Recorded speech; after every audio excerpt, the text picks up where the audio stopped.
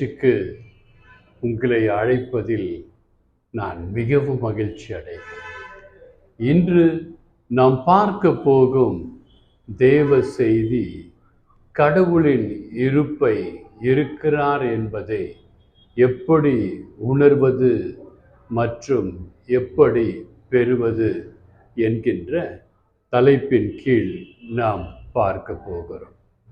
கடவுள் இருக்கிறாரா என்று நீங்களும் நானும் யோசிக்கும் பொழுதே கடவுள் இருக்கிறார் என்று ஒரு சிறிய உதாரணத்தின் மூலம் உங்களுக்கு உணர்த்த இருக்கிறேன். காற்று உங்கள் மீது அடிக்கிறது. காற்றை நீங்கள் பார்க்க முடியாது, மாறாக காற்றை நீங்கள் உணரலாம். ஆனால் காற்றை பார்க்கவே முடியாது.